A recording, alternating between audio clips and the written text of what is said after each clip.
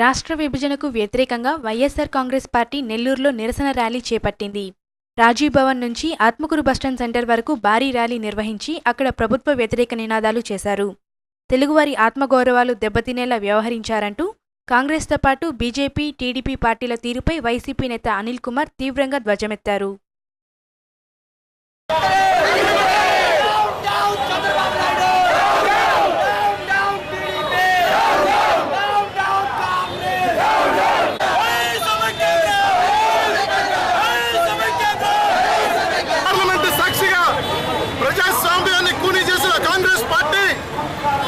పార్టీతో జతకట్టిన బీజేపీ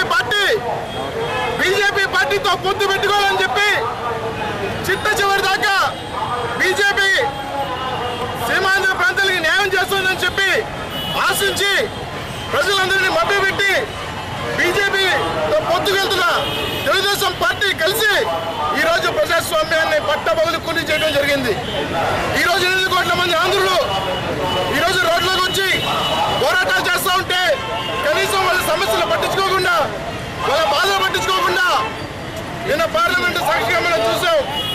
ఒక పక్క CPM party, Trinamool Congress, Shiv Sena, DMK పార్టీలు అందరూ కూడా వెళ్ళలోకి వచ్చి దానికి అడ్డుకుంటుంటే, అన్నాడీఎంకే పార్టీలు అడ్డుకుంటుంటే ఈరోజు వాళ్ళు మూచువాని ఓటుతో మేము అంత దారుణంగా ఈరోజు రాష్ట్రాన్ని విభజన చేయడం నిజంగా రాష్ట్ర చరిత్రలోనే ఇది ఒక బ్లాక్ డేగా చెప్తా ఉన్నాం.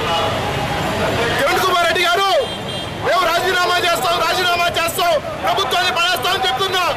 కాంగ్రెస్ పార్టీలో ఇప్పుడు కొనసాగిన ఎమ్మెల్యేలు కావచ్చు, మంత్రులు కావచ్చు, ఎంపీలు కావచ్చు, అందరూ కూడా ఈ రాష్ట్రాన్ని నాశనం అయ్యేదాకా వేసి చూసి ఈరోజు రాజీనామాలు చేస్తా ఉన్నారు. ఎందుకు రాజీనామాలు? చెత్త కుప్పలా బారేసి దానికి రాజీనామాలు పనికొస్తాయి తప్ప దేనికి పనికిరావని చెప్తా ఉన్నాం. ఏ రోజైతే విభజన ప్రకటన వచ్చిందో వైఎస్ఆర్ కాంగ్రెస్ పార్టీ ఎమ్మెల్యేలు రాజీనామా చేసిన రోజే రాజీనామా చేస్తుంటే ఈ రోజు గది పట్టేదామని రాష్ట్రానికి అని చెప్తా ఉన్నా. ఈరోజు చాలా మంది నాయకులు ఇప్పుడు కాంగ్రెస్ పార్టీలో ఉండి చిట్ట చివరి దాకా విభజనకి మద్దతు ఇచ్చి ఈ రాష్ట్రంలో కాంగ్రెస్ పార్టీ ఉండదని తెలుసు.